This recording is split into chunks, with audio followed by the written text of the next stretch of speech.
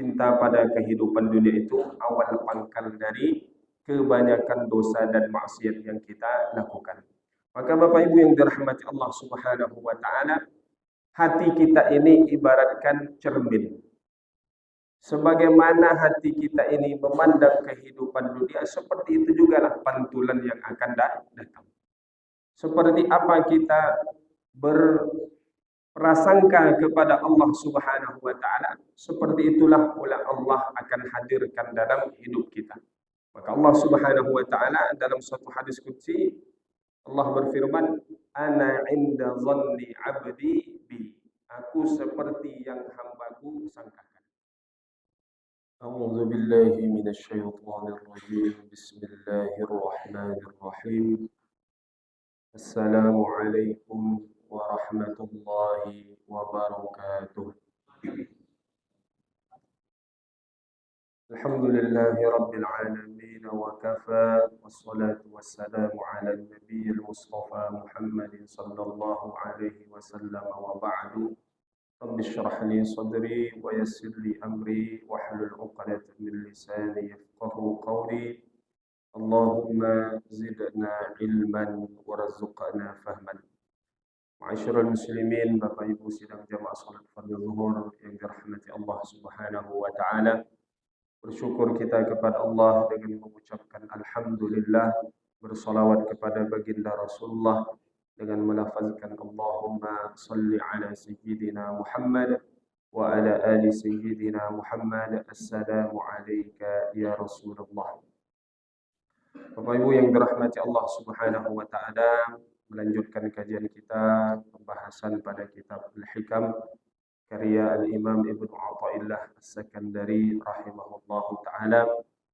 Yang di pertemuan sebelumnya kita membahas tentang pasal yang ke-12 berkaitan tentang al-uzlah, yakni menyendiri, mengkhususkan waktu yang kemudian waktu itu hanya kita dengan Allah Subhanahu wa ta'ala. Dan di antara tujuan utamanya adalah agar membawa hati dan jiwa kita ini kepada bertafakkur, merenung. Yang kemudian dalam tafakkur itu tentu kita harapkan lebih kita mengenal Allah Subhanahu wa taala dan lebih dekat pula kita kepada Allah, yang kemudian kedekatan itu nantinya melahirkan ketaatan kepada Allah Subhanahu wa taala. Kemudian pada siang hari ini melanjutkan ke pasal yang ke-13 yang berkaitan dengan hati, yang mana di pertemuan sebelumnya juga uzlah dalam maknanya ketika kita mengkhususkan waktu kita menyendiri dengan Allah, maka syarat utama ataupun kunci keberhasilan uzlah itu adalah dengan menjaga kebeningan dan kebersihan hati kita. Maknanya tidak ada gunanya kita menyendiri, tapi ketika dalam menyendiri itu hati kita tidak terfokus ataupun masih terbelenggu dengan hal-hal yang sifatnya duniawi. Maka pada pasal ke-13 inilah Al-Imam Ibnu Athaillah As-Sakandari mengajarkan kita langkah-langkah untuk membersihkan hati kita, ataupun bagaimana agar dalam uzlah, dalam menyendiri kita itu hati kita terfokus hanya kepada Allah Subhanahu wa taala. Maka kata beliau, kaifa yashraku qalbun suwarul akwani muntabi'atun fi mir'atihi. Bagaimana mungkin hati itu akan bercahaya dengan cahaya iman tentunya, sementara di dalam hatinya itu masih terlihat jelas tentang gambaran bayangan dari kehidupan dunia ini. Baik itu yang sifatnya harta, jabatan, kedudukan, ataupun hal-hal yang masih ada sangkut pautnya dengan masalah urusan dunia. Maka hal yang pertama dijelaskan oleh Al-Imam Ibnu Athaillah As-Sakandari untuk menjaga kebeningan hati adalah membersihkan hati kita ini dengan keterpautan dan keterikatan dengan kehidupan dunia yang sementara. Sebagaimana sudah sering kita juga mendengar hadis Nabi yang disampaikan oleh guru-guru kita bahwasanya hubbud dunya ra'su kulli khati'ah. Cinta pada kehidupan dunia itu awal pangkal dari kebanyakan dosa dan maksiat yang kita lakukan. Maka Bapak Ibu yang dirahmati Allah Subhanahu wa taala, hati kita ini ibaratkan cermin.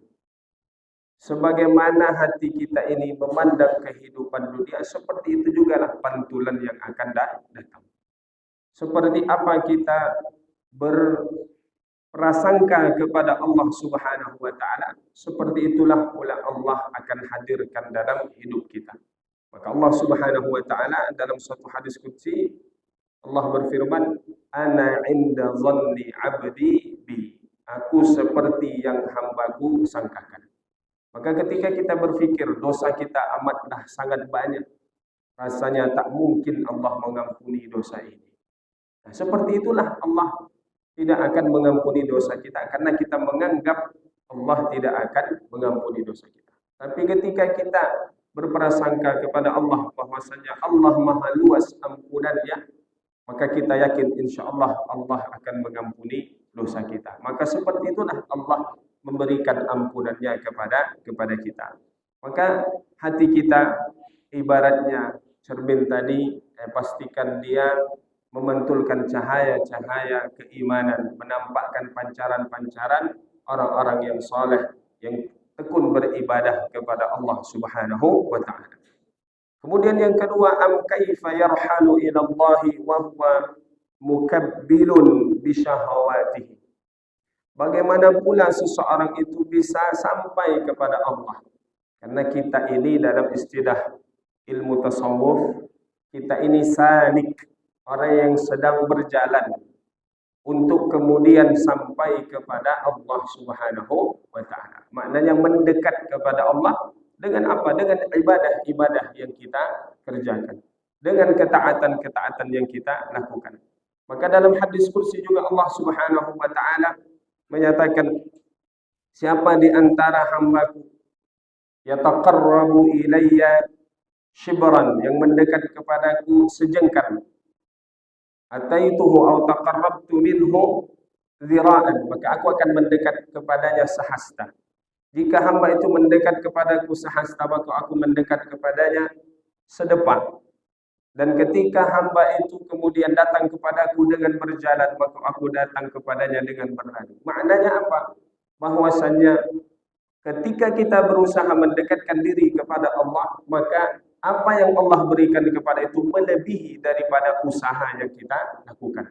Berlipat ya kebaikan yang Allah akan berikan kepada kita. Maknanya pastilah balasan Allah itu jauh lebih baik daripada usaha yang kita lakukan. Maka jangan pernah kita berburuk sangka kepada Allah. Kita sudah melakukan ketaatan, kita sudah melakukan kebajikan, tapi kenapa balasan dari Allah itu kalau dalam kacamata kita tidak seberapa dengan dari apa yang kita usahakan. Maka ini poin yang kedua. Apa yang kemudian menghalangi kita mendapatkan kebeningan hati adalah syahwat. Yang syahwat inilah yang kemudian menjadi penghalang kita untuk dekat dengan Allah Subhanahu wa taala.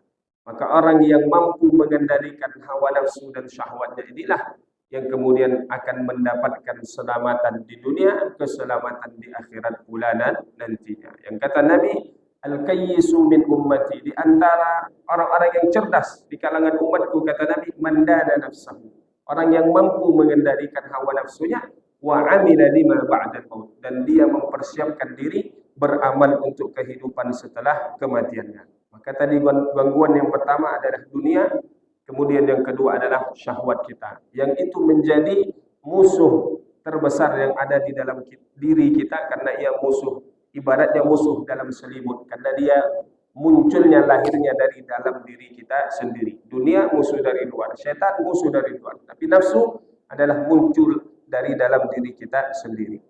Kemudian yang ketiga dikatakan oleh Imam Ibnu Athaillah As-Sakandari rahimahullahu taala, am kaifa yatma'u an yadkhula hadratallahi wa huwa lam yatatahhar min janabati ghafalatihi. Bagaimana mungkin dia pula seseorang yang sedang berusaha untuk mendekatkan diri kepada Allah bisa sampai kepada kemuliaan di sisi Allah Subhanahu wa taala, sementara dia belum membersihkan dirinya dari kelalaiannya. Maknanya Bapak Ibu yang dirahmati Allah Subhanahu wa taala, orang yang bisa sampai kepada Allah adalah orang yang selalu mengingat Allah Subhanahu wa taala. Maka ghaflah di sini bisa dimaknai lalai daripada berzikir. Maka satu di antara cara untuk memiliki kebeningan dan kesucian hati adalah perbanyaklah zikir, mengingat Allah Subhanahu wa taala. Mungkin ada yang berkata, "Ustaz, saya bisa berzikir tapi terkadang hanya lisan saja. Tak sampai kemudian hati ini turut dihadirkan. Lisan berzikir tapi pikiran hati entah kemana." Tidak mengapa. Kalau itu diteruskan dan diistiqomahkan, maka lambat laun lisan kita yang bergerak itu, satu di antara anggota tubuh kita ada yang kita gerakkan untuk beribadah, menyebut nama Allah, lambat laun dia akan membawa kebaikan kepada hati kita. Jangan itu dijadikan alasan kemudian untuk tidak mau berzikir. Karena tidak berzikir sama sekali tentu lebih buruk daripada ada lisan kita ini yang kita gerakkan subhanallah walhamdulillah wala ilaha illallah wallahu akbar. Maka poin yang ketiga adalah kelalaian, maknanya lalai daripada berzikir. Yang keempat, kata Imam Ibnu Athaillah As-Sakandari, am kaifa yarju ay yafhama daqaiqal asrari wa huwa lam yatub min hafawatihi. Bagaimana seseorang itu bisa memahami rahasia-rahasia dari setiap kejadian, hikmah dari setiap peristiwa yang dialaminya, sementara dia belum bertaubat dari dosa-dosa dan kemaksiatan. Maka Bapak Ibu yang dirahmati Allah Subhanahu wa taala, satu di antara penghalang kita mendekat kepada Allah adalah karena dosa dan maksiat. Maka Nabi pun menegaskan, kita kalau berbuat dosa diletakkan noda hitam di dalam hati kita. Maka bagaimana membersihkannya? Tentu dengan memperbanyak istighfar, memperbanyak taubat kepada Allah Subhanahu wa taala. Karena inilah amalan orang-orang yang akan sampai kepada Allah Subhanahu wa taala, tidak pernah melewati hari di dalam hidupnya kecuali dia memperbanyak istighfar kepada Allah Subhanahu wa taala, sebagaimana Rasulullah sallallahu alaihi wasallam juga mengajarkan kepada kita bahwa beliau bertaubat, beristighfar kepada Allah dalam suatu riwayat 100 marrah, 100 kali. Padahal kurang bersih apa hati Nabi, kurang banyak apa ibadah beliau. Dalam riwayat lain 70 marrah, menyuruh sahabatnya untuk beristighfar 70 kali. Maka tentunya istighfar adalah amalan yang mesti menjadi amalan harian kita ketika kita ingin memiliki hati yang bersih, hati yang suci. Dan dengan kemudian mengamalkan ilmu yang kita miliki, inilah pula kita akan ditambahkan ilmu yang lain oleh Allah Subhanahu wa taala. Wattaqullah wa yu'allimukumullah. Bertakwalah kita kepada Allah, maka Allah akan mengajarkan ilmu kepada kita. Nabi sallallahu alaihi wasallam mengatakan pula, man amila bima alima awrathahu Allahu ilman ma lam ya'lam. Siapa yang mengamalkan ilmunya, maka Allah akan mewariskan dia ilmu apa yang tidak diketahuinya. Maka kunci di antara segala sesuatu adalah takwa kepada Allah. Ingin dimudahkan rezekinya, takwa. Ingin diampuni dosanya dengan takwa. Ingin mendapatkan ilmu juga dengan takwa. Maka takwa ini dikatakan miftahus sa'adati fid dunya wal akhirah. Takwa adalah kunci kebahagiaan dunia dan akhirat.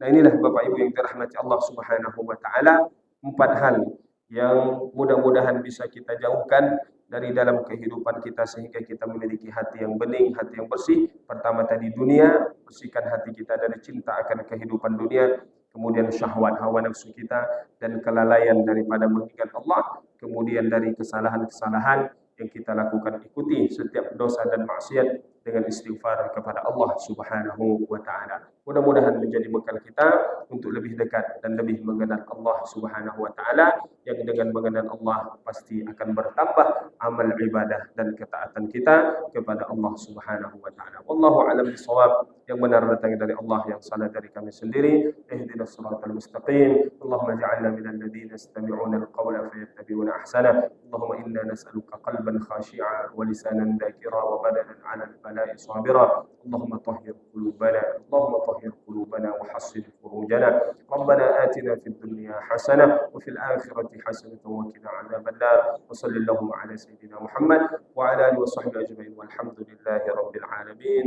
Mohon maaf atas segala kekurangan dan kekhilafan. Wassalamualaikum warahmatullahi wabarakatuh.